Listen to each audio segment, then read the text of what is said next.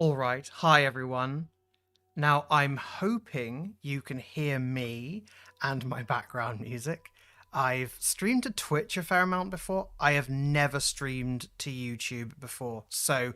Um, hi, everyone. Please feel free to heckle me about any technical issues you think you might be experiencing, because there could easily be technical issues.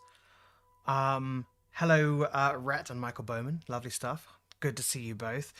Treats are always better than tricks. Hi, seen nothing. Lovely to see you here. These stories are all. I don't know how spooky they are. I think they're no music at present. Well, that's always good, isn't it? I don't know. Uh, okay, well, there is supposed to be music, and if there isn't music, that's bad news. Um, okay, not a problem. If there's no background music, there's no background music. I can live with that. I put the background music on only because when I record a video, my recording room is right on a main road. When I record a video, I do have background music and I can do some jiggery pokery to get rid of it, but you might occasionally hear some traffic noises. Hopefully not. I've done my best to do noise reduction, but as I said, I am not a sound engineer. Oh, there is music now. I suspect it was because I had it on too quiet. Please do continue letting me know, because I haven't fully vetted all of the music. Sometimes there might be spikes of volume. Feel free to let me know if it gets too loud. I can adjust it on the fly pretty easily. Hello everyone, it's so nice to have you all here. Very nice to see you on this wonderful autumn day. I'm here in Birmingham, UK, and we've got some absolutely beautiful autumn weather. So I've picked three stories for various reasons. They're all actually from a collection called Unearthed, which is a collection built in part, I think, by the Egypt Exploration Society, but it's a collection of stories from the 19th and 20th century with a theme of mummies. And as you can imagine, Egyptomania was alive and well at that time, and it obviously fired the imaginations of the great authors of the day. And I've picked three of the stories which I think are quite good, or at least quite interesting. And yeah, let's get into it, because I think there's a lot of fun to be had. So our first story is Lost in a Pyramid by Louisa May Alcott, which I'm sure is a name I know, but maybe it's not. And I'm going to try and do character voices. I don't know why. It doesn't seem very advisable. But Lost in a Pyramid by Louisa May Alcott. "And what are these, Paul?" asked Evelyn, opening a tarnished gold box and examining its contents curiously.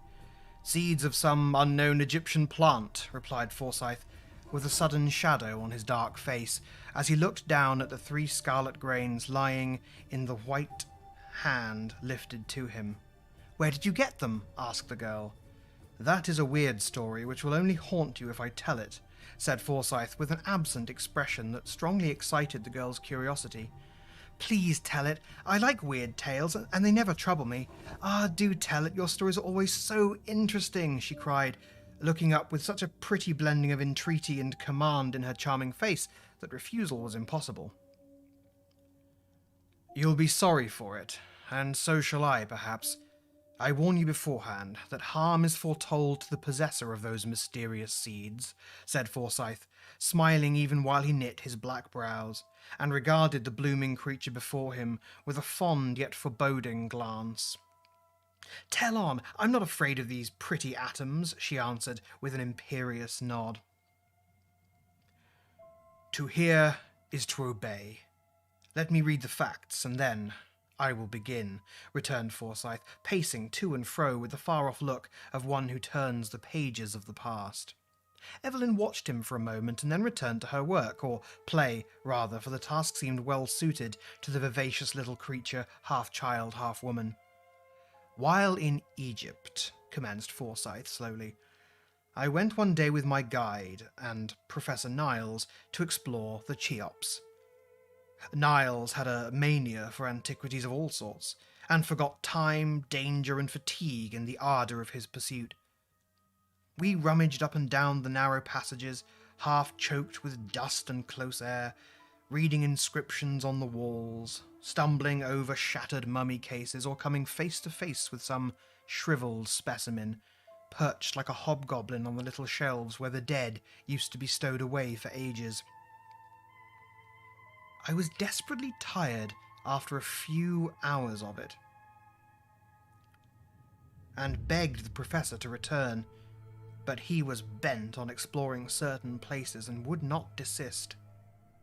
We had but one guide, so I was forced to stay, but Jamal, my man, seeing how weary I was, proposed to let us rest in one of the larger passages, while he went to procure another guide for Niles.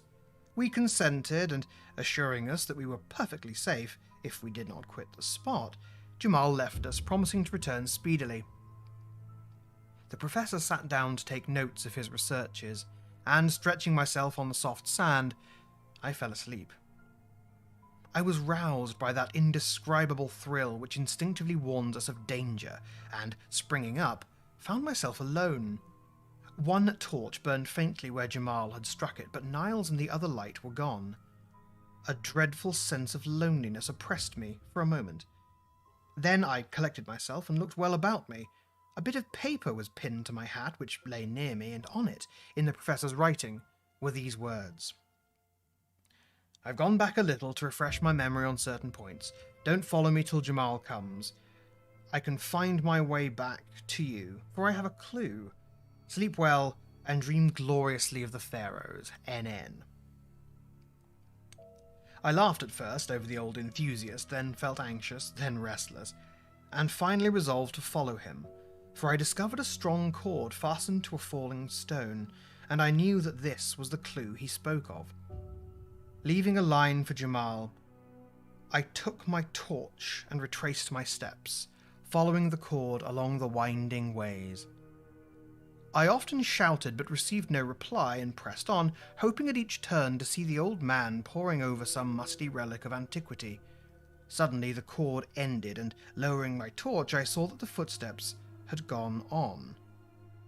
Rash fellow, he'll lose himself to a certainty, I thought, really alarmed now. As I paused, a faint call reached me, and I answered it, waited, shouted again, and a still fainter echo replied. Niles was evidently going on, misled by the reverberations of the low passages. No time was to be lost, and, forgetting myself, I stuck my torch in the deep sand to guide me back to the clue, and ran down the straight path before me, whooping like a madman as I went. I did not mean to lose sight of the light, but in my eagerness to find Niles, I turned from the main passage, and, guided by his voice, hastened on. His torch soon gladdened my eyes, and the clutch of his trembling hands told me what agony he had suffered. "Let us get out of this horrible place at once," he said, wiping the great drops off his forehead. "Come, we're not far from the clue. I can reach it, and then we're safe." But as I spoke, a chill passed over me, for a perfect labyrinth of narrow paths lay before us. Trying to guide myself by such landmarks as I had observed in my hasty passage, I followed the tracks in the sand till I fancied we must be near my light. No glimmer appeared, however, and kneeling down to examine the footprints nearer, I discovered to my dismay that I had been following the wrong ones, for among those marked by a deep boot heel were prints of bare feet. We had no guide there, and Jamal wore sandals. Rising, I confronted Niles with one despairing word: "Lost," as I pointed from the treacherous sand to the fast waning light.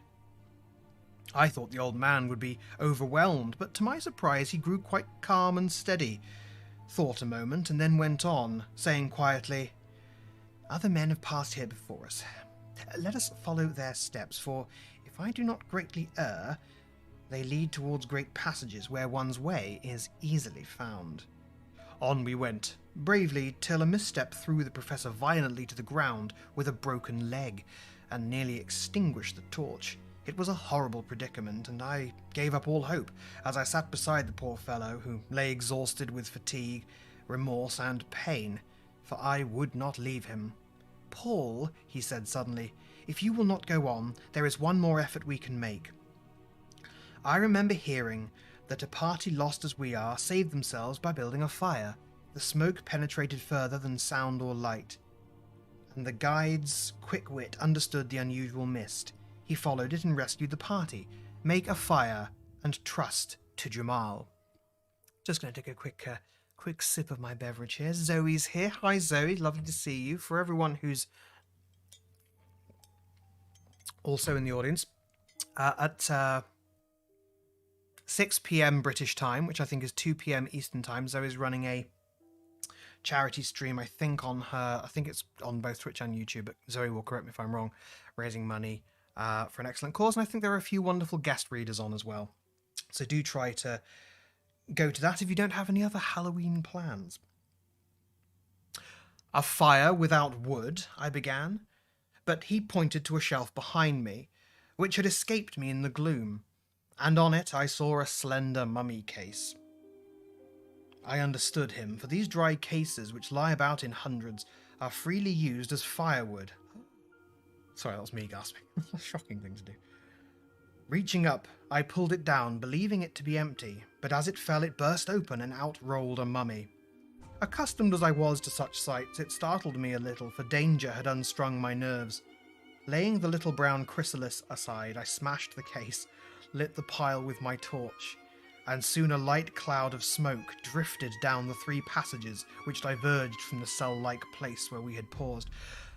By far and away, this guy breaking the mummy case open to burn it is the spookiest part of this story. Now, obviously, in a survival situation, we must all take steps which would seem controversial in our everyday life, but, you know, we're allowed to be shocked by this horrendous event. I think this is as bad as the story gets, so let's journey on and find out. While busied with the fire, Niles, forgetful of pain and peril, had dragged the mummy nearer, and was examining it with the interest of a man whose ruling passion was strong, even in death. "Come and help me unroll this. I've always longed to be the first to see and secure the curious treasures put away among the folds of these uncanny winding sheets. This is a woman, and we may find something rare and precious here," he said, beginning to unfold the outer coverings from which a strange aromatic odour came. Reluctantly, I obeyed, for to me there was something sacred in the bones of this unknown woman, but to beguile the time and amuse the poor fellow I lent a hand, wondering as I worked if this dark, ugly thing had ever been a lovely, soft-eyed Egyptian girl. From the fibrous folds of the wrappings dropped precious gums and spices, which half intoxicated us with their potent breath. Antique coins and a curious jewel or two which Niles eagerly examined. All the bandages but one were cut off at last, and a small head laid bare, round which still hung great plaits of what had once been luxuriant hair. The shriveled hands were folded on the breast, and clasped in them lay that gold box. "Ah!"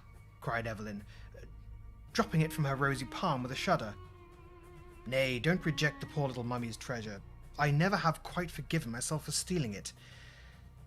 Or for burning her," said Forsyth, painting rapidly as if the recollection of that experience lent energy to his hand. "Burning her? Oh, Paul, what do you mean?" asked the girl, sitting up with a face full of excitement. "I'll tell you. While busied with Madame la Momie, our fire had burned low, for the dry case went like tinder. A faint, far-off sound made our hearts leap, and Niles cried out, 'Pile on the wood! Jamal is tracking us! Don't let the smoke fail now, or we're lost!' There is no more wood. The case was very small, and is all gone," I answered, tearing off such of my garments as would burn readily and piling them on the embers. Niles did the same, but the light fabrics were quickly consumed and made no smoke. "Burn that," commanded the professor, pointing to the mummy. I hesitated a moment. Again came the faint echo of a horn. Life was dear to me. A few dry bones might save us, and I obeyed him in silence. A dull blaze sprung up, and a heavy smoke rose from the burning mummy, rolling in volumes through the low passages, and threatening to suffocate us with its fragrant mist. My brain grew dizzy, the light danced before my eyes, strange phantoms seemed to people the air, and, in the act of asking Niles why he gasped and looked so pale, I lost consciousness. Evelyn drew a long breath and put away the scented toys from her lap as if their odour oppressed her. Forsyth's swarthy face was all aglow with the excitement of his story, and his black eyes glittered as he added with a quick laugh, "That's all. Jamal found and got us out, and we both forswore pyramids for the rest of our days." "But the box, how came you to keep it?" asked Evelyn, eyeing it askance as it lay gleaming in a streak of sunshine. "Oh, I brought it away as a souvenir, and Niles kept the other trinkets." You brought it away as a souvenir? You stole that, okay? You just nicked that. Brought it away as a souvenir. You just ransacked a tomb. What are you, Assassin's Creed Origins? Hello, let's catch up with chat while I rest my eyes for a moment. There is nothing scarier than destroying ancient artifacts. Curses and so forth notwithstanding, there was a lot of that sort of thing going on. Burning mummies for a chance of your own survival is about the least controversial thing that happened to them, given that at the time they were ground up for medicines and things like that. It's good that the tomb had a ventilation shaft. Yeah, well, a lot of tomb. Well, this is the pyramid of Cheops, as I believe, from the story. A lot of tombs did have shafts leading up towards the surface. Not necessarily always allowing air in, but to allow the passage of the soul, of course. Ethics is for dorks. Yes, that is the 19th century archaeology creed. Ethics is for dorks, and preservation is the future world's problem. It's not ours. Sadly, at the time, they were very keen on doing the science part, analysing mummies and pigments and things like that, but they only had destructive methods of analysis, and they weren't willing to wait for the invention of the CAT scan, which is fair enough, I suppose. Excuse me. I'm going to take another sip. All right. "But you said harm was foretold to the possessor of those scarlet seeds," persisted the girl, whose fancy was excited by the tale and who fancied all was not told.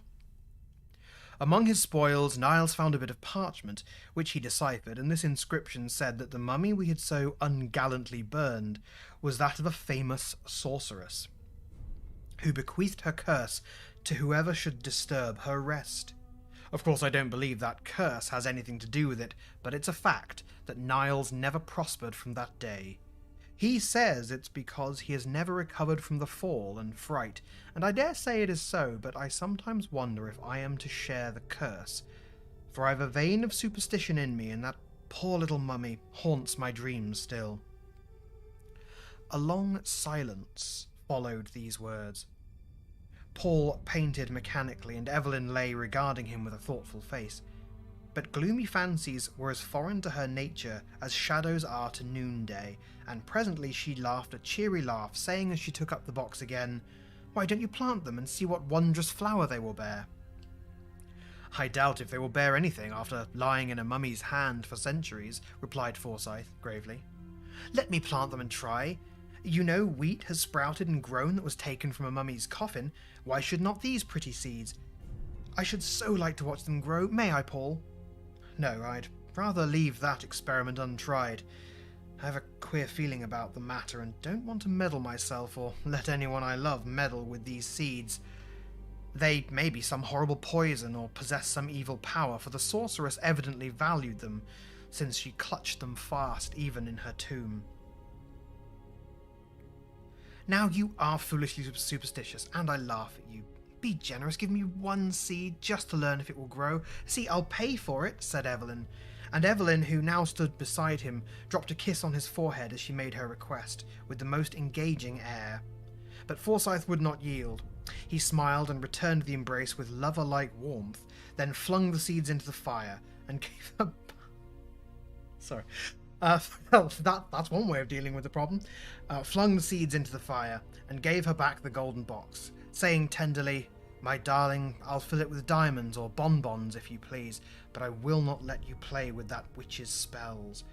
You've enough of your own, so forget the pretty seeds and see what a light of the harem I've made of you."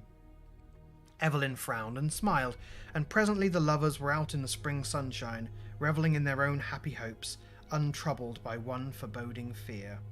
Hey, look at this. Louisa May Alcott, I don't know anything about her, but look at this completely casual reference to what is very clearly a mixed-race couple. Good for you, Louisa May Alcott, who may have lived somewhere between 50 and 100 years ago. I'm shamefully unsure.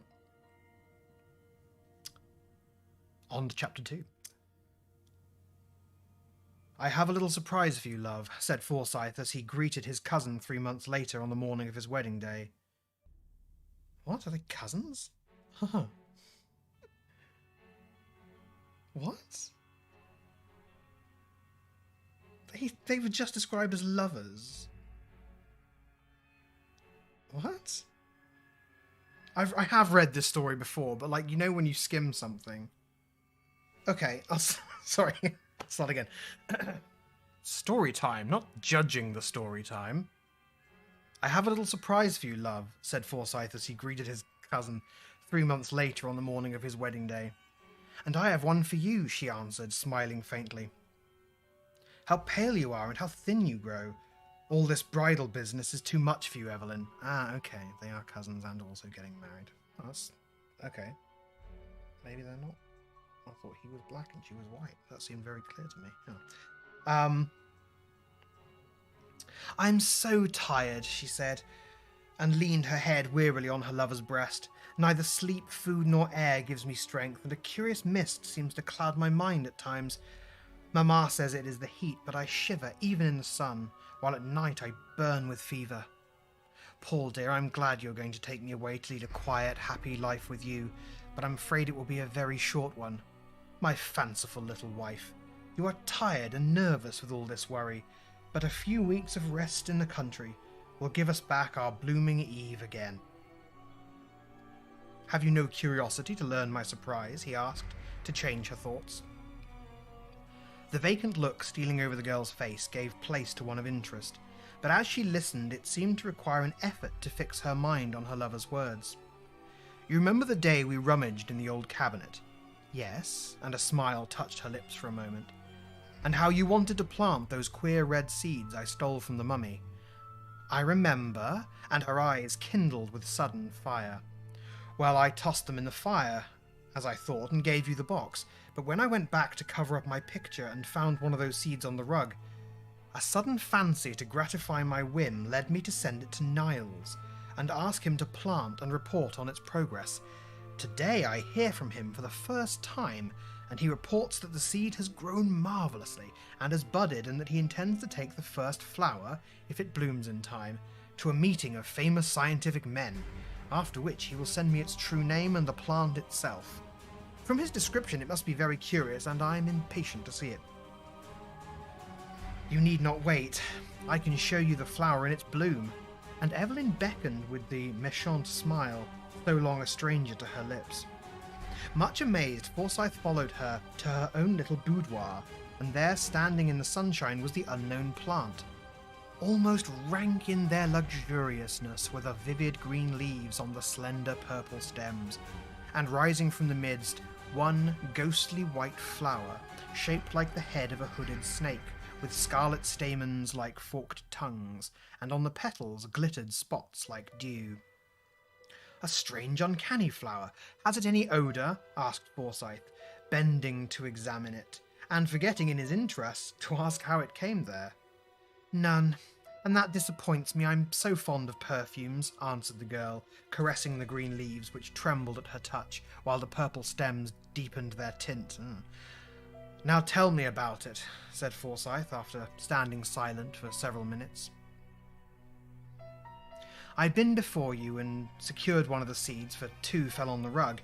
I planted it under a glass, in the richest soil I could find, watered it faithfully, and was amazed at the rapidity with which it grew, when once it appeared above the earth. I told no one, for I meant to surprise you with it, but this bud has been so long in the blooming I've had to wait. It is a good omen that it blossoms today, and as it is nearly white, I mean to wear it, for I've learned to love it, having been my pet for so long. I would not wear it, for in spite of its innocent colour, it is an evil-looking plant with its adder's tongue and unnatural dew. Wait till Niles tells us what it is, then pet it, if it's harmless."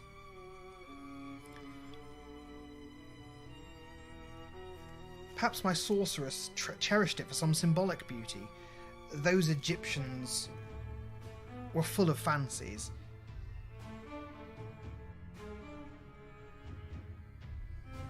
I think I'm reading this as if it's her saying it. I think he's saying it. "Perhaps my sorceress cherished it for some symbolic beauty. Those old Egyptians were full of fancies. It was very sly of you to turn the tables on me in this way. But I forgive you, since in a few hours I shall chain this mysterious hand forever." That's a lovely way of referring to marriage. "How cold it is. Come out into the garden and get some warmth and colour for tonight, my love." But when night came, no one could reproach the girl with her pallor, for she glowed like a pomegranate flower. Her eyes were full of fire, her lips scarlet, and all her old vivacity seemed to have returned. A more brilliant bride never blushed under a misty veil, and when her lover saw her, he was absolutely startled by the almost unearthly beauty which transformed the pale, languid creature of the morning into this radiant woman. They were married. And if love, many blessings, and all good gifts lavishly showered upon them could make them happy, then this young pair were truly blessed. But even in the rapture of the moment that made her his, Forsyth observed how icy cold was the little hand he held, how feverish the deep colour on the soft cheek he kissed, and what a strange fire burned in the tender eyes that looked so wistfully at him. Blithe and beautiful as a spirit, the smiling bride played her part in all the festivities of that long evening, and, when at last light, life and colour began to fade, the loving eyes that watched her thought it but the natural weariness of the hour. As the last guest departed, Forsyth was met by a servant, who gave him a letter marked "Haste." Tearing it open, he read these lines from a friend of the Professor's. "Dear Sir, poor Niles died suddenly 2 days ago while at the Scientific Club, and his last words were, 'Tell Paul Forsyth to beware of the mummy's curse, for this fatal flower has killed me.' The circumstances of his death were so peculiar that I add them as a sequel to this message. For several months, as he told us, he had been watching an unknown plant, and that evening he brought us the flower to examine. Other matters of interest absorbed us till a late hour, and the plant was forgotten. The Professor wore it in his buttonhole, a strange white, serpent-headed blossom with pale glittering spots, which slowly changed to a glittering scarlet till the leaves looked as if sprinkled with blood. It was observed that instead of the pallor and feebleness which had recently come over him, that the Professor was unusually animated, and seemed in an almost unnatural state of high spirits. Near the close of the meeting, in the midst of a lively discussion, he suddenly dropped, as if smitten with apoplexy. He was conveyed home insensible, and after one lucid interval in which he gave me the message I have recorded above, he died in great agony, raving of mummies, pyramids, serpents, and some fatal curse which had fallen upon him. After his death, livid scarlet spots like those on the flower appeared on his skin, and he shriveled like a withered leaf. At my desire, the mysterious plant was examined and pronounced by the best authority one of the most deadly poisons known to the Egyptian sorceresses. The plant slowly absorbs the vitality of whoever cultivates it, and the blossom, worn for 2 or 3 hours, produces either madness or death." Down dropped the paper from Forsyth's hand. He read no further, but hurried back into the room where he had left his young wife. As if worn out from fatigue, she'd thrown herself upon a couch and lay there motionless, her face half hidden by the light folds of the veil which had blown over it. "Evelyn, my dearest, wake up and answer me. Did you wear that strange flower today?" whispered Forsyth, putting the misty screen away. There was no need for her to answer, for there, gleaming spectrally on her bosom, was the evil blossom, its white petals spotted now with flecks of scarlet, vivid as drops of newly spilt blood. But the unhappy bridegroom scarcely saw it, for the face above it appalled him by its utter vacancy. Drawn and pallid, as if with some wasting malady, the young face so lovely an hour ago lay before him, aged and blighted by the baleful influence of the plant which had drunk up her life. No recognition in the eyes, no word upon the lips, no motion of the hand, only the faint breath, the fluttering pulse, and wide-opened eyes betrayed that she was alive. Alas for the young wife. The superstitious fear at which she had smiled had proved true. The curse that had bided its time for ages was fulfilled at last, and her own hand wrecked her happiness forever. Death in life was her doom, and for years Forsyth secluded himself to tend with pathetic devotion the pale ghost who never, by word or look, could thank him for the love that outlived even a fate such as this. Well,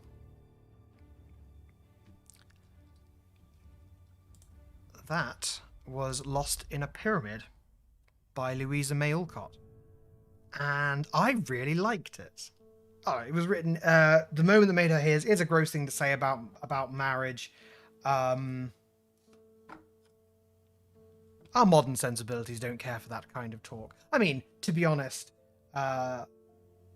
possession is a complex concept in love. But I'd like to talk about this story a little bit because a few things occurred to me. Although both the characters and the author expressly stated that it was a curse, actually, I think from a what I might call a scientific point of view, there's something to this story. And Zoe asks the exact question I was about to answer. Indeed, a mummy's curse may have explained some poor health, but only if by mummy's curse you mean you open up a tomb that's been airtight for thousands of years and walk straight into it. I covered in one of the videos on my channel that I think it was the 9 misconceptions video, that in fact,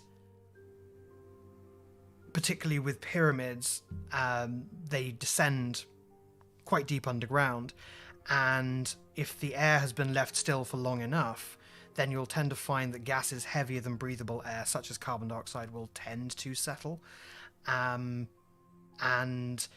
what happens then is, unfortunately, you're likely to become disoriented and lose your way. So lighting a fire in a pyramid is certainly a thing you can do if you're absolutely sure that there's enough ventilation, but it's not very advisable. The guy who opened Tutankhamun's tomb shaved over a mosquito bite. I mean, that is very true. There are lots of hazards for the unwary traveller down the Nile anyway. There are quite a few things that prove insalubrious, as Louisa May Alcott might have put it. It's just a very Victorian-sounding word. But I actually liked this story because it has a warning about bringing back ancient plant life. Now, we don't think of the scale of life on a planet as happening over thousands of years. We tend to think of it as happening over millions of years. But the truth is that there are a very great many plant and animal species that were alive in ancient Egyptian times that are not alive now, and we don't know what effect they'd have on the wider ecosystem. We all can think of examples of invasive species in the modern day, bullfrogs, grey squirrels, things like that, that were put in an environment they weren't really supposed to be in and have dominated things. I love the idea of this flower that looks like a cobra's head. That sounds quite fanciful, but there are quite a few plants that mimic animal forms and quite a few animals that mimic plant forms. And when you think about how that distinctive cobra head shape frightens the sorts of animals that, for example, might chew on the leaves of a budding flower. Maybe a flower that looks like a cobra head is a great deterrent. Anyway, yeah, fantastic. I really did like that story. And actually, what it tells us is not to be afraid of mummies' curses. It tells us be very careful when you're exploring for hazards, and also be careful not to haphazardly reintroduce long dead species back to the world, certainly outside of controlled environment. I don't think that's what Louisa May Alcott would say the point of her story was, but that's what I'm taking to be the point of the story. It's not a curse, it's just a poison. Yeah, absolutely. And what's strange is the story, it's obviously just it's a venom that the petals of the plant make. And then right at the end it says curse, but really, honestly, that's not what you get for burning a mummy. It's certainly what you get for taking stuff from a tomb and planting it. Don't let your cats near lilies. Yeah, absolutely. Yeah, there are plenty of plants that are very tempting for animals to eat and then turn out not to be. Think about all the delicious berries when we were kids, wild, like mistletoe berries and things like that we weren't supposed to eat, even though they looked like little sweets. Yeah, so enclosed spaces, very, very bad news. I am going to... What time is it now? Okay, well, it's 20 to 3. I'm just going to take a quick 5-minute break to have a drink and rest my throat. Stick around. There should be a countdown timer on my BRB screen, so feel free to go and also get yourselves a drink. Thank you so much for watching. I will see you in about 5 minutes time for our second story.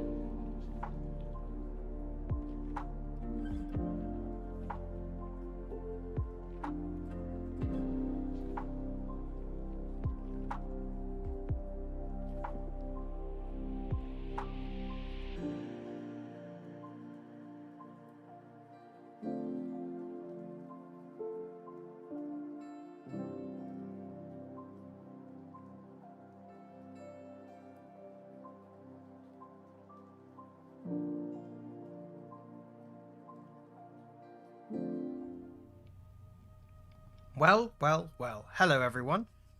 In theory, I don't need to do anything to my audio. We'll find out. Hi, everyone. Hope you had a nice, quick little break. I certainly did. I drank my my body weight in lemon squash. Lemon squash, though. It wasn't quite tea with honey, but it was still very nice. Oh. So, our second story, possibly my favourite of the three. I'm not 100% sure on that. I think it might just about be my favourite of the three. Is The Ring of Thoth by Arthur Conan Doyle.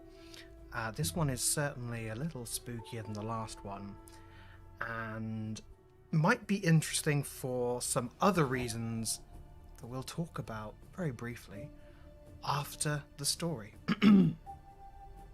Yeah, clearing my throat after putting my microphone on is definitely the behaviour of a professional streamer, right?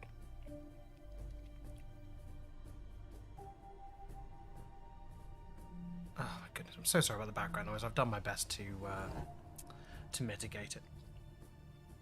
Mr. John Vansittart Smith, FRS, of 147A Gower Street, was a man whose energy of purpose and clearness of thought might have placed him in the very first rank of scientific observers. He was the victim, however, of a universal ambition which prompted him to aim at distinction in many subjects rather than preeminence in one. In his early days he'd shown an aptitude for zoology and for botany, which caused his friends to look upon him as a second Darwin. But when a professorship was almost within his reach, he had suddenly discontinued his studies and turned his whole attention to chemistry.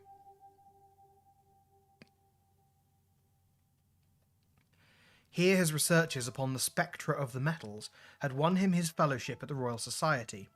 But again he played the coquette with his subject, and after a year's absence from the laboratory he joined the Oriental Society and had delivered a paper on the hieroglyphic and demotic inscriptions of Alcott, thus giving a crowning example both of the versatility and of the inconsistency of his talents. The most fickle of wooers, however, is apt to be caught at last, and so it was with John Vansittart Smith. The more he burrowed his way into Egyptology, the more impressed he became by the vast field which it opened to the inquirer, and by the extreme importance of a subject which promised to throw a light upon the first germs of human civilization, and the origin of the greater part of our arts and sciences. So struck was Mr. Smith that he straightway married an Egyptological young lady. Yes, get yourself an Egyptological young lady, who had written upon the 6th dynasty, and having thus secured a sound base of operations, he set himself to collect materials for a work which should unite the research of Lepsius and the ingenuity of Champollion. The preparation of his magnum opus entailed many hurried visits to the magnificent Egyptian collections of the Louvre, upon the last of which, no longer ago than the middle of last October, he became involved in a most strange and noteworthy adventure. So I'm feeling very called out by this description. Yes, the idea of being a sort of dilettante who flitters from a relationship with one field of study to another. Yeah, my academic transcript demonstrates how well I can relate. The trains had been slow and the channel had been rough, so that the student arrived in Paris in a somewhat befogged and feverish condition. On reaching the Hôtel de France in the Rue Lafitte, he had thrown himself upon a sofa for a couple of hours, but finding that he was unable to sleep, he determined, in spite of his fatigue, to make his way to the Louvre, settle the point which he had come to decide, and take the evening train back to Dieppe. Having come to this conclusion, he donned his greatcoat, for it was a raw, rainy day, and made his way across the Boulevard des Italiens and down the Avenue de l'Opéra. Once in the Louvre, he was on familiar ground, and he speedily made his way to the collection of papyri which it was his intention to consult. The warmest admirers of John Vansittart Smith could hardly claim for him that he was a handsome man. His high-beaked nose and prominent chin had something of the same acute and incisive character which distinguished his intellect. He held his head in a bird-like fashion, and bird-like too was the pecking motion with which in conversation he threw out his objections and retorts. As he stood with the high collar of his greatcoat raised to his ears, he might have seen from the reflection of the glass case before him that his appearance was a singular one. Yet it came upon him as a sudden jar when an English voice behind him exclaimed in very audible tones, "What a queer-looking mortal!" Ha! I want that on my headstone, please. What a queer-looking mortal. The student had a large amount of petty vanity in his composition, which manifested itself by an ostentatious and overdone disregard of all personal considerations. He straightened his lips and looked rigidly at the roll of papyrus, while his heart filled with bitterness against the whole race of travelling Britons.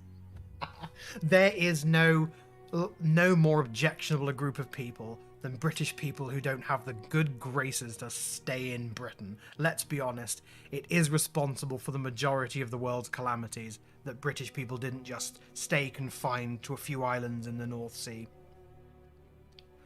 "Yes," said another voice, "he really is an extraordinary fellow." "Do you know," said the first speaker, "one could almost believe that by the continual contemplation of the mummies, the chap has become half a mummy himself." "He certainly has an Egyptian cast of countenance," said the other. These people are both rude and slightly racist. John Vansittart Smith spun around upon his heel with the intention of shaming his countryman by a corrosive remark or two. To his surprise and relief, the two young fellows who had been conversing had their shoulders turned towards him, and were gazing at one of the Louvre attendants who was polishing some brasswork at the other side of the room. "Carter will be waiting for us at the Palais Royal," said one tourist to another, glancing at his watch, and they clattered away, leaving the student to his labours. "I wonder what these chatterers call an Egyptian cast of countenance," thought John Vansittart Smith, and he moved his position slightly in order to catch a glimpse of the man's face. He started as his eyes fell upon it. It was indeed the very face with which his studies had made him familiar.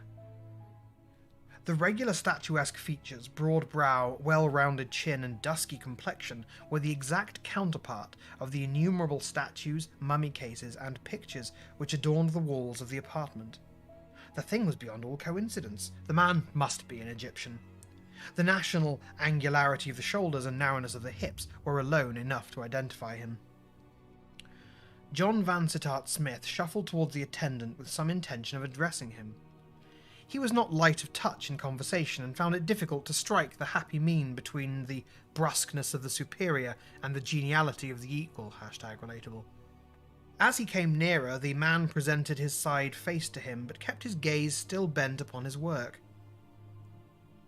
Vansittart Smith, fixing his eyes upon the fellow's skin, was conscious of a sudden impression that there was something inhuman and preternatural about its appearance.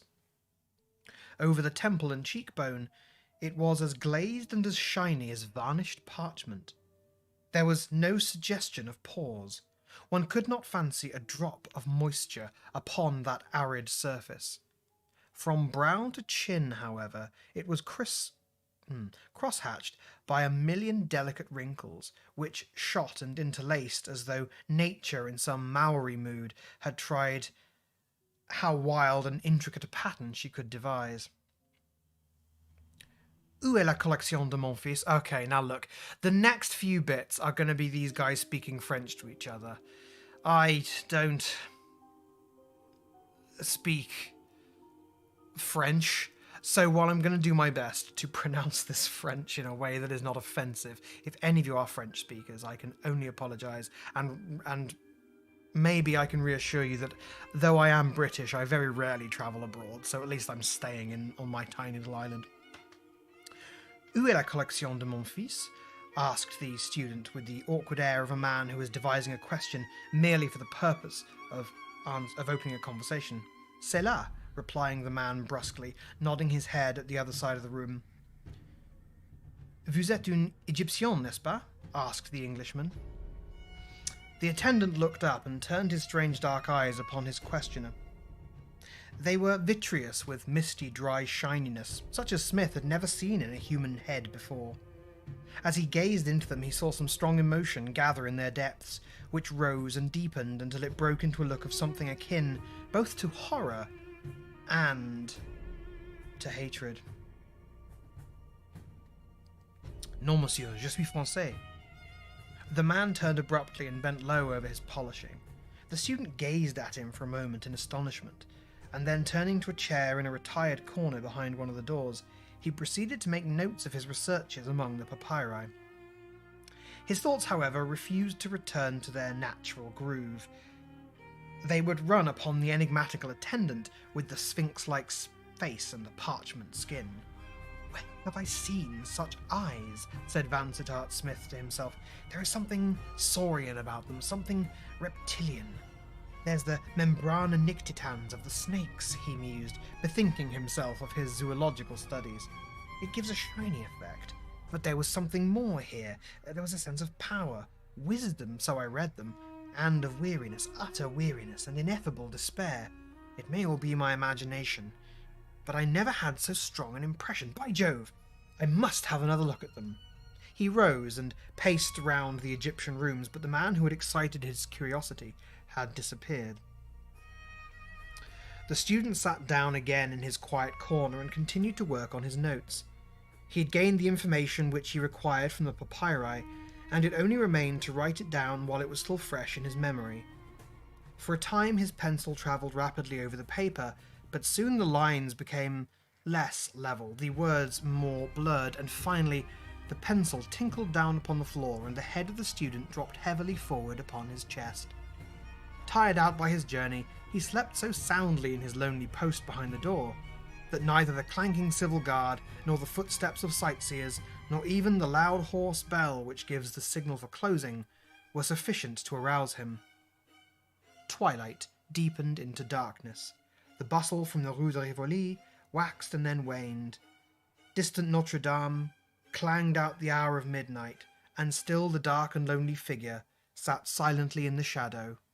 It was not until close upon 1 in the morning that, with a sudden gasp and an intaking of the breath, Vansittart Smith returned to consciousness. For a moment it flashed upon him that he had dropped asleep in his study chair at home. The moon was shining fitfully through the unshuttered window, however, and as his eye ran along the lines of mummies and the endless array of polished cases, he remembered clearly where he was and how he came there. The student was not a nervous man. He possessed that love of a novel situation which is peculiar to his race. Stretching out his uncramped limbs, he looked at his watch and burst into a chuckle as he observed the hour. The episode would make an admirable anecdote to be introduced into his next paper as a relief to the graver and heavier speculations. He was a little cold, but wide awake and much refreshed. It was no wonder that the guardians had overlooked him, for the door threw its heavy black shadow right across him. The complete silence was impressive. Neither outside nor inside was there a crack or murmur. He was alone with the dead men of a dead civilization. What though the outer city reeked of the garish 19th century? In all this chamber there was scarce an article, from the shrivelled ear of wheat to the pigment box of the painter, which had not held its own against 4,000 years. Here was the flotsam and jetsam washed up by the great ocean of time from that far-off empire. From stately Thebes to lordly Luxor, to the great temples of Heliopolis, from 100 rifled tombs, these relics had been brought. The student glanced round at the long silent figures who flickered vaguely up through the gloom, at the busy toilers who were now so restful, and he fell into a reverent and thoughtful mood. An unwanted sense of his own youth and insignificance came over him. Leaning back in his chair, he gazed dreamily down at the long vista of rooms, all silvery with the moonshine, which extend through the whole wing of the widespread building. His eyes fell upon the yellow glare of a distant lamp. John Vansittart Smith sat up on his chair with his nerves all on edge. The light was advancing slowly towards him, pausing from time to time, and then coming jerkily onwards. The bearer moved noiselessly. In the utter silence there was no suspicion of the pat of a footfall. An idea of robbers entered the Englishman's head. He snuggled up further into the corner. The light was 2 rooms off. Now it was in the next chamber, and still there was no sound. With something approaching to a thrill of fear, the student observed a face floating in the air, as it were, behind the flare of the lamp. The figure was wrapped in shadow, but the light fell upon the strange, eager face. There was no mistaking the metallic, glistening eyes and the cadaverous skin. It was the attendant with whom he had conversed.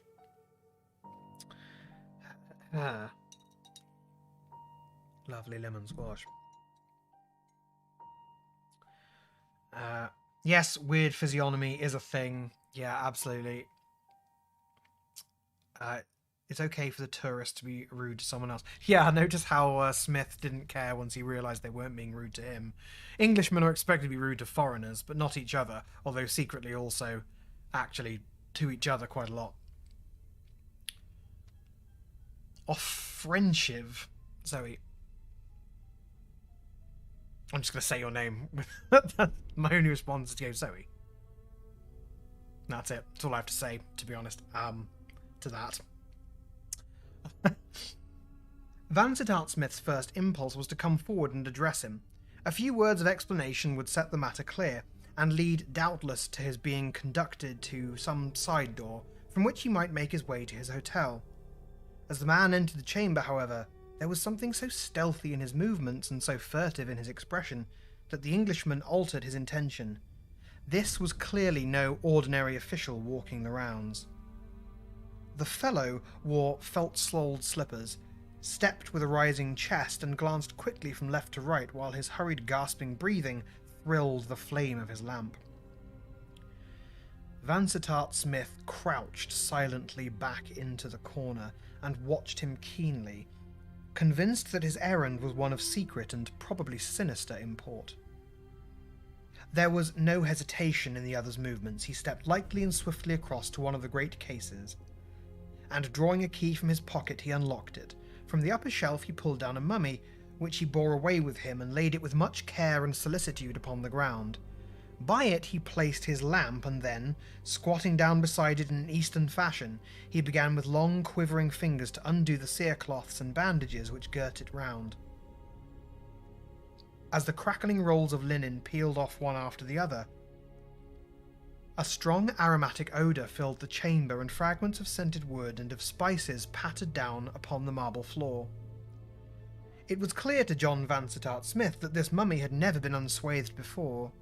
The operation interested him keenly. He thrilled all over with curiosity, and his bird-like head protruded further and further from behind the door. When, however, the last roll had been removed from the 4,000-year-old head, it was all he could do to stifle an outcry of amazement. First, a cascade of long black glossy tresses poured over the workman's hands and arms. A second turn of the bandage revealed a low white forehead with a pair of delicately arched eyebrows. A third uncovered a pair of bright, deeply fringed eyes and a straight, well-cut nose, while a fourth and last showed a sweet, full, sensitive mouth and a beautifully curved chin. The whole face was one of extraordinary loveliness, save for the one blemish, that in the centre of the forehead there was a single irregular coffee-coloured splotch. It was a triumph of the embalmer's art. Vansittart Smith's eyes grew larger and larger as he gazed upon it, and he chirruped in his throat with satisfaction, like a bird. Maybe he is a bird. The effect upon the Egyptologist was as nothing, however, compared to that with which it produced upon the strange attendant. He threw his hands up into the air, burst into a harsh clatter of words, and then, hurling himself down upon the ground beside the mummy, he threw his arms around her, kissed her repeatedly upon the lips and brow. "Ma petite," he groaned in French, "ma pauvre petite." His voice broke with emotion, and his innumerable wrinkles quivered and writhed.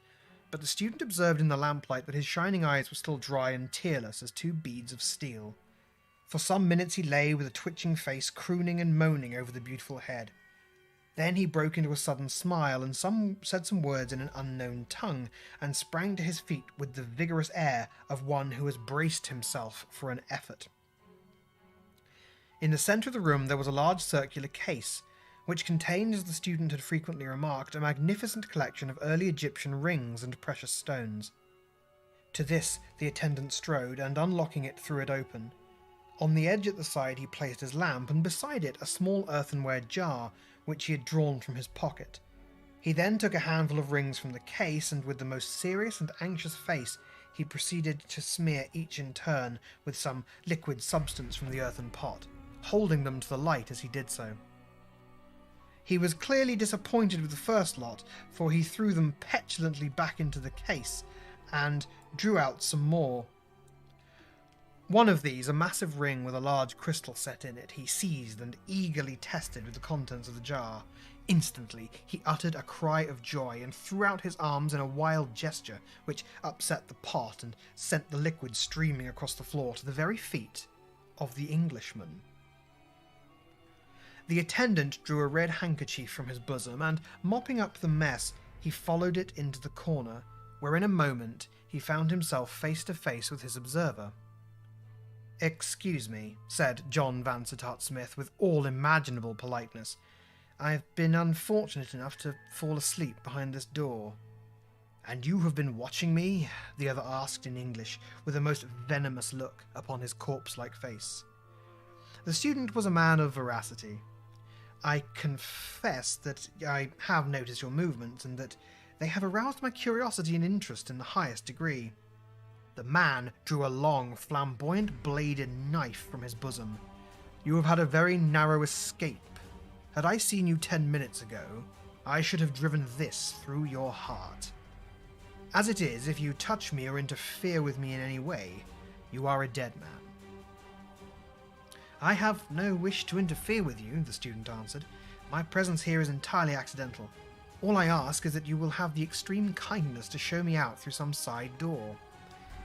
He spoke with great suavity, for the man was still pressing the tip of his dagger against the palm of his left hand, as though to assure himself of its sharpness, while his face preserved its malignant expression. "If I thought... but no, perhaps it is as well. What is your name?" The Englishman gave it. "Vansittart Smith," the other repeated. "Are you the same Vansittart Smith who gave a paper in London upon Alcott? I saw a report of it. Your knowledge of the subject is contemptible." "Sir!" cried the Egyptologist. By the way, anyone watching, if I ever get a YouTube comment that tells me that my knowledge of the subject is contemptible, I will screenshot it, I will make it my Twitter banner, I will wear it on a t-shirt. It would be the most amazing thing to say. Excuse the most English interaction, meet in the dead of night in a museum, and it's just excuse me. Yeah. Two very English bank robbers. Oh, is this your heist? I do apologise. Complete conflict of scheduling. "Sir!" cried the Egyptologist. "Yet it is superior to that of many who make even greater pretensions. The whole keystone of our old life in Egypt was not the inscriptions or monuments of which you make so much, but was our hermetic philosophy and mystic knowledge, of which you say little or nothing." "Our old life," repeated the scholar, wide-eyed, and then suddenly, "Good God, look at the mummy's face!" The strange man turned and flashed his light upon the dead woman, uttering a long, doleful cry as he did so. The action of the air had already undone all the art of the embalmer. The skin had fallen away, the eyes had sunk inwards, the discoloured lips had writhed away from the yellow teeth, and the brown mark upon the forehead alone showed that it was indeed the same face which had shown such youth and beauty a few short minutes before. The man flapped his hands together in grief and horror, then, mastering himself by a strong effort, he turned his hard eyes once more upon the Englishman. "It does not matter," he said in a shaking voice. "It does not really matter. I came here tonight with the fixed determination to do something. It is now done. All else is nothing. I have found my quest. The old curse is broken. I can rejoin her. What matter about her inanimate shell so long as her spirit is awaiting me at the other side of the veil?" "These are wild words," said Vansittart Smith. He was becoming more and more convinced that he had to do with a madman.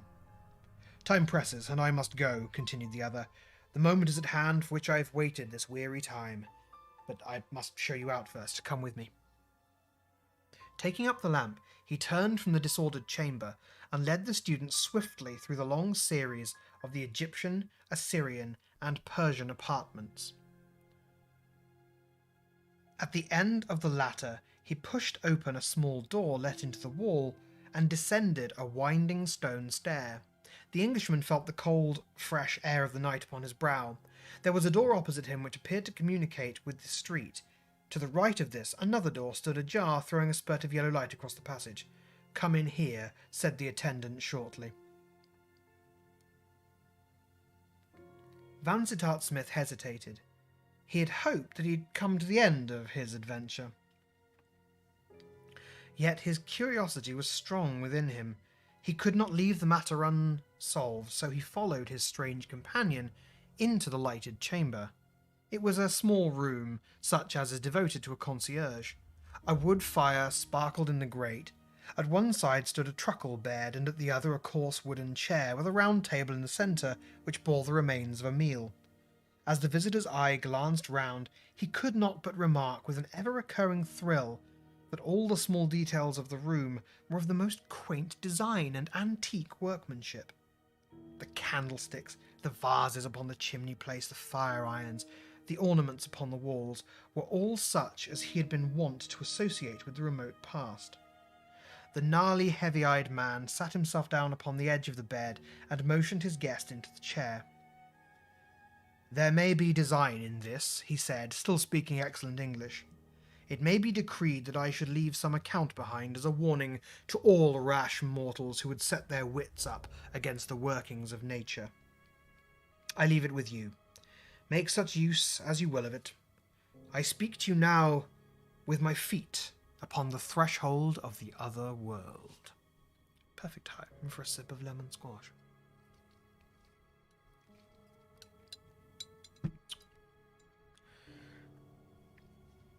I am, as you surmised, an Egyptian. Oh. So, Arthur Conan Doyle has a very dim-witted view, apparently, of modern Egyptian people, so be aware that the way he describes them is not in line with my thinking or the thinking of any right-minded human being. I am, as you surmised, an Egyptian, not one of the downtrodden race of slaves who now inhabit the delta of the Nile, but a survivor of that fiercer and harder people who tamed the Hebrew, drove the Ethiopian back into the southern deserts, and built those mighty works which have been the envy and wonder of all after generations.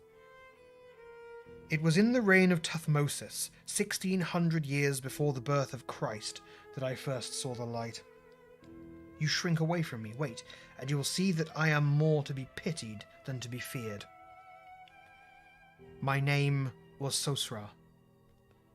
My father had been the chief priest of Osiris in the great temple of Abaris, which stood in those days upon the Bubastic branch of the Nile. I was brought up in the temple and trained in all those mystic arts which are spoken of in your own Bible. I was an apt pupil. Before I was 16, I had learned all which the wisest priest could teach me. From that time on, I studied nature's secrets for myself and shared my knowledge with no man. Of all the questions which attracted me, there were none over which I laboured so long as over those which concerned themselves with the nature of life. I probed deeply into the vital principle. The aim of medicine had been to drive away disease when it appeared. It seemed to me that such a method might be devised which should so fortify the body as to prevent weakness or death from ever taking hold of it. It is useless that I should recount my researches. You would scarce comprehend them if I did. They were carried out partly upon animals, partly upon slaves, and partly upon myself. Suffice it that their result was to furnish me with a substance which, when injected into the blood, would endow the body with strength to resist the effects of time, of violence, or of disease. It would not indeed confer immortality, but its potency would endure me for many thousands of years. I used it upon a cat, and afterwards drugged the creature with the most deadly poisons. That cat is alive in Lower Egypt at the present moment. There was nothing of mystery or magic in the matter. It was simply a chemical discovery which may well be made again. Love of life runs high in the young. It seemed to me that I had broken away from all human care now that I had abolished pain and driven death to such a distance. With a light heart, I poured the accursed stuff into my veins. Then I looked around for someone whom I could benefit. There was a young priest of Thoth, Parmes by name, who had won my goodwill by his earnest nature and his devotion to his studies. To him I whispered my secret, and at his request I injected him with my elixir. I should, now, I reflected, never be without a companion of the same age as myself. After this grand discovery I relaxed my studies to some extent, but Parmes continued with his redoubled energy. Every day I could see him working with his flasks and his distiller in the temple of Thoth, but he said little to me as to the result of his labours. For my own part, I used to walk through the city and look about me with exultation as I reflected that all this was destined to pass away, and that only I should remain. The people would bow to me as they passed me, for the fame of my knowledge had gone abroad. There was war at this time, and the great king had sent down his soldiers to the eastern boundary to drive away the Hyksos. A governor, too, was sent to Abaris, that he might hold it for the king. I had heard much of the beauty of the daughter of this governor, but one day as I walked out with Parmes, we met her, borne upon the shoulders of her slaves. I was struck with love as with lightning. My heart went out from me. I could have thrown myself beneath the feet of her bearers. This was my woman. Life without her was impossible. I swore by the head of Horus that she should be mine. I swore it to the priest of Thoth. He turned away from me with a brow which was as black as midnight. There is no need to tell you of our wooing. She came to love me, even as I loved her. I learned that Parmes had seen her before I did, and had shown her that he too loved her, but I could smile at his passion, for I knew that her heart was mine. The white plague had come upon the city, and many were stricken, but I laid my hands upon the sick, and nursed them without fear or scathe. She marvelled at my daring. Then I told her my secret, and begged her that she would let me use my art upon her. Your flower shall then be unwithered, Atma, I said. Other things may pass away, but you and I, and our great love for each other, shall outlive the tomb of King Khepru. But she was full of timid, maidenly objections. Was it right, she asked? Was it not a thwarting of the will of the gods? If the great Osiris had wished that our years should be so long, would he not himself have brought it about? With fond and loving words I overcame her doubts, and yet she hesitated. It was a great question, she said. She would think it over for this one night.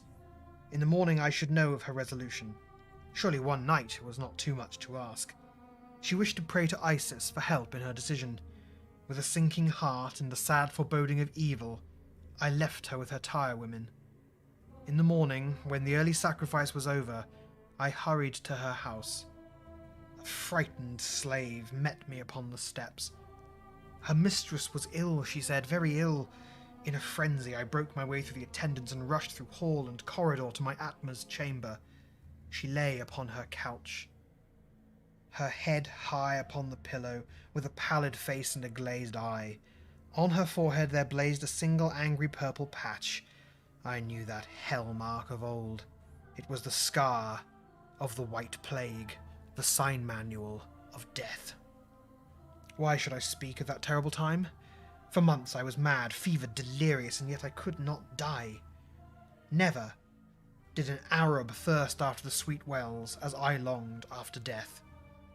Could poison or steel have shortened the thread of my existence, I should soon have rejoined my love in the land with the narrow portal. I tried, but it was to no avail. The accursed influence was too strong upon me. One night as I lay upon my couch, weak and weary, Parmes, the priest of Thoth, came to my chamber. He stood in the circle of the lamplight, and he looked down upon me with eyes that were bright with a mad joy. "Why did you let the maiden die?" he asked. "Why did you not strengthen her as you strengthened me?" "I was too late," I answered. "But I had forgot you also loved her. You are my fellow in misfortune. Is it not terrible to think of the centuries which must pass ere we look upon her again? Fools, fools that we were to take death to be our enemy." "You may say that," he cried with a wild laugh. "The words come well from your lips. For me, they have no meaning. "What mean you?" I cried, raising myself up upon the elbow. "Surely, friend, this grief has turned your brain." His face was aflame with joy, and he writhed and shook like one who hath a devil. "Do you know whither I go?" he asked. "Nay," I answered, "I cannot tell." "I go to her," said he. "She lies embalmed in the further tomb by the double palm tree beyond the city wall." "Why do you go there?" I asked. "To die!" he shrieked. "To die! I am not bound by earthen fetters." "But the elixir is in your blood," I cried. "I can defy it. I have found a stronger principle, which will destroy it. It is working in my veins at this moment, and in an hour I shall be a dead man. I shall join her, and you shall remain behind." As I looked upon him, I could see that he spoke words of truth. The light in his eye told me that he was indeed beyond the power of the elixir. "You will teach me!" I cried. "Never," he answered. "I implore you, by the wisdom of Thoth, by the majesty of Anubis." "It is useless," he said coldly. "Then I will find it out." "You cannot. It came to me by chance. There is one ingredient which you can never get, save that which is in the ring of Thoth. None will ever more be made." "In the ring of Thoth," I repeated. "Where, then, is the ring of Thoth?" "That also you shall never know. You won her love. Who has won in the end? I leave you to your sordid earth life. My chains are broken. I must go." He turned upon his heel and fled from the chamber. In the morning came the news that the priest of Thoth was dead. My days after that were spent in study. I must find this subtle poison, which was strong enough to undo the elixir. From early dawn to midnight I bent over the test tube and the furnace. Above all, I collected the papyri and the chemical flasks of the priest of Thoth. Alas, they taught me little. Here and there some hint or stray expression would raise hope in my bosom, but no good ever came of it. Still, month after month, I struggled on. When my heart grew faint, I would make my way to the tomb by the palm trees. There, standing by the dead casket from which the jewel had been rifled, I would feel her sweet presence, and would whisper to her that I would rejoin her if mortal wit could solve the riddle. Riddle? Ugh, dear me, riddle.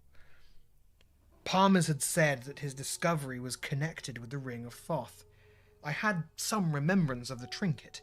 It was a large and weighty circlet, made not of gold, but of a rarer and heavier metal, brought from the mines of Mount Harbel. Platinum, you call it. The ring had, I remembered, a hollow crystal set in it, which some few drops of liquid might be stored. Now, the secret of Palmers could not have to do with the metal alone, for there were many rings of that metal in the temple. Was it not more likely that he had stored his precious poison within the cavity of the crystal? I had scarce come to this conclusion before, in hunting through his papers, I came upon one which told me that it was indeed so, and that there was still some of the liquid unused. But how to find the ring? It was not upon him when he was stripped for the embalmer, of that I made sure.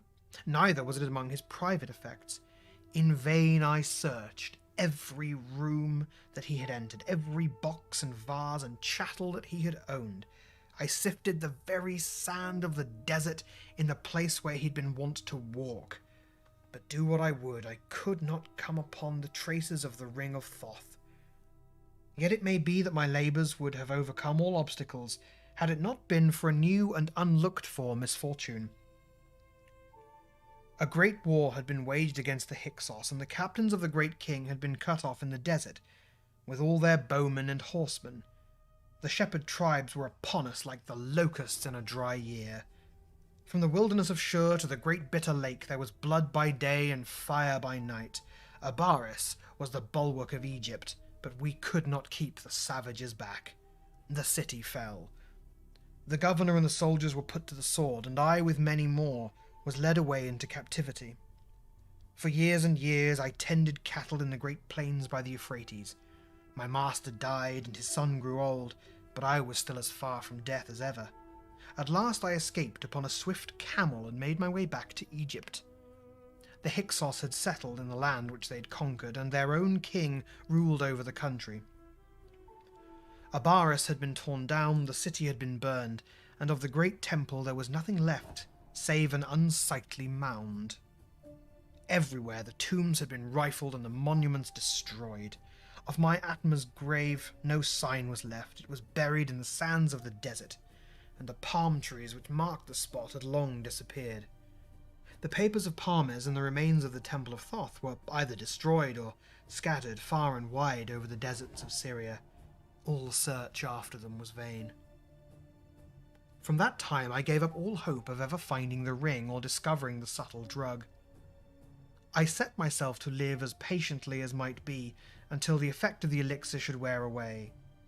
How can you understand how terrible a thing time is, you who have experience only of the narrow course which lies between the cradle and the grave? I know it to my cost, I, who have floated down the whole stream of history. I was old when Ilium fell. I was very old when Herodotus came to Memphis. I was bowed down with years when the new gospel came upon earth. Yet you see me, much as other men are, with the cursed elixir still sweetening my blood and guarding me against that which I would court. Now, at last, I have come to the end of it. I have travelled in all lands and dwelt in all nations. Every tongue is the same to me. I learned them all to help pass the weary time. I need not tell you how slowly they drifted by, the long dawn of modern civilization, the dreary middle years, the dark times of barbarism. They are all behind me now. I have never looked with eyes of love upon another woman. Atma knows I have been constant to her. It was my custom to read all the scholars had to say upon ancient Egypt. I have been in many positions, sometimes affluent, sometimes poor, but I have always found enough to enable me to buy the journals which deal with such matters. Some 9 months ago I was in San Francisco, when I read an account of some discoveries made in the neighbourhood of Abaris. My heart leapt into my mouth as I read it. It said that the excavator had busied himself in exploring some tombs recently unearthed.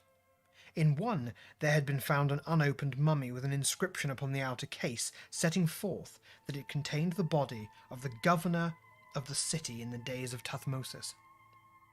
It added that on removing the outer case there had been exposed a large platinum ring set with a crystal, which had been laid upon the breast of the embalmed woman. This, then, was where Parmes had hid the ring of Thoth. He might well say that it was safe, for no Egyptian would ever stain his soul by moving even the outer case of a buried friend. That very night I set off from San Francisco, and in a few weeks I found myself once more at Abaris, if a few sand heaps and crumbling walls may retain the name of the great city. I hurried to the Frenchmen who were digging there and asked them for the ring. They replied that both the ring and the mummy had been sent to the Boulak Museum at Cairo. To Boulak I went, but only to be told that Mariette Bey had claimed them and shipped them to the Louvre. I followed them, and there, at last, in the Egyptian chamber I came, after close upon 4,000 years, upon the remains of my Atma, and upon the ring for which I had sought so long. But how was I to lay hands upon them? How was I to have them for my very own? It chanced that the office of the attendant was vacant. I went to the director. I convinced him that I knew much about Egypt. In my eagerness I said too much. He remarked that a professor's chair would suit me better than a seat at the conciergerie. I knew more, he said, than he did. It was only by blundering and letting him think that he had overestimated my knowledge that I prevailed upon him to let me move the few effects which I have retained into this chamber. It is my first and my last night here. Such is my story, Mr. Vansittart Smith. I need not say more to a man of your perception. By a strange chance you have this night looked upon the face of the woman whom I loved in those far-off days. There were many things with crystals in the case, and I had to test for the platinum to be sure of the one I wanted. A glance at the crystal has shown me that the liquid is indeed within it, and that I shall at last be able to shake off that accursed health, which has been worse to me than the foulest disease. I have nothing more to say to you. I have unburdened myself. You may tell my story, or you may withhold it at your pleasure. The choice rests with you. I owe you some amends, for you have had a narrow escape of your life this night. I was a desperate man, not to be balked in my purpose.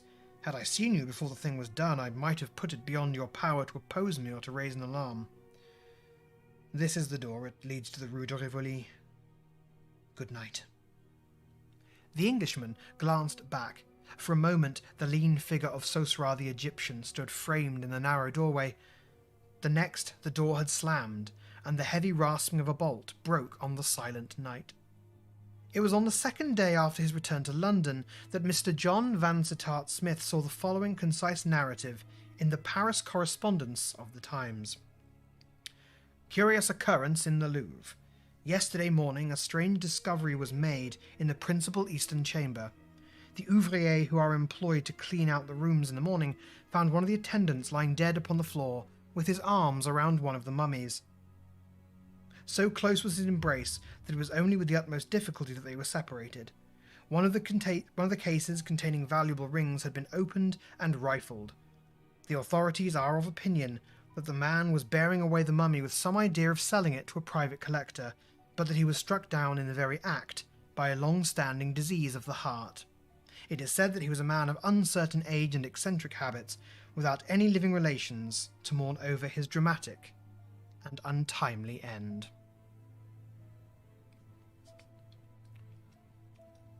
And so that is that. I think that's my favourite story in the whole collection so far. I think it's great. I actually think it would be an amazing premise for I don't know. It's got a kind of an Assassin's Creed vibe to me, sort of one person seeing all of history, and he goes all over the world and learns various things and tries to distract himself until Egyptology rears its head. I do rather like that. I must rest my voice, but it was so interesting, and I think there's another interesting thing about it. These stories, of course, are written by modern authors, but this one, to me at least, felt like an actual Egyptian story. I'm not going to pretend I am an authority of any kind on ancient Egyptian literature. But one place where, to my view, Egyptian literature differs from the ancient Greek stories that we're usually more familiar with. In the ancient Greek stories, you have these gods, and the gods are punishing and rewarding. The Greek gods, are petty and vindictive, and they are prone to, wild variations of emotion. And so if you defy them, they set up ironic punishments. In a lot of the Egyptian stories, and I'm thinking particularly of things like the Tale of Two Brothers, you actually instead see it's not the gods. It's often a concept that you may have heard me talk about on the channel before called Ma'at, which is the cosmic force of the rightness of things, it encapsulates justice and truth and so on. And what you tend to find is there are stories where someone will do something that is in defiance of the laws of nature. To the ancient Egyptians, the laws of nature didn't just include things like this guy defying death. It also included things like disobeying your social superiors, because hierarchy was a natural law. It was part of the fabric of the cosmos. So what you tend to see is stories where people will defy the natural order. In some cases, it's something like, I didn't uphold my dead father's will, or something like that. But that's against Ma'at, because Ma'at is both cosmic and societal and personal. So later on, Ma'at rebalances itself. There's some terrible consequence to it, or they narrowly avoid a terrible consequence by undoing the bad thing they did. So to me, the story of Sosra and Atma is a very Egyptian story. It's a story the ancient Egyptians would recognize the moral of. This is someone who decided, not to cure death the way the ancient Egyptians cured death, which was through mummification and reliance upon the afterlife, but to cure it by extending mortal life. And of course, the ancient Egyptians would have found Sosra's choice to be somewhat strange, because the elixir that Sosra gave himself preserved his life and protected him from disease, but it did introduce frailty. He wasn't immortal. He was a miscellaneously old man. He aged very slowly. But it preserved the limitations of the mortal body. And although the ancient Egyptians had a very clear idea of what they believed the term health to mean and what they thought the ideal human body was, in reality, the ideal human form was found after mortal death. So Sosra is definitely doing something that is not with Ma'at, as Atma herself observes. If we were going to live this long, Osiris would make us live this long. And then, of course, he discovers it's not even rebalancing himself in a karmic sense. It's an automatic balance. If you know what a scale does, you push down on one side, the other side goes up. He had given himself an extremely long life, and the consequence of that is that you watch the world go by around you, including the parts of the world that you love most. So I do think that's interesting. It is almost sweet. Yes, it is almost sweet. I mean, I think the thing is that the two Egyptian men who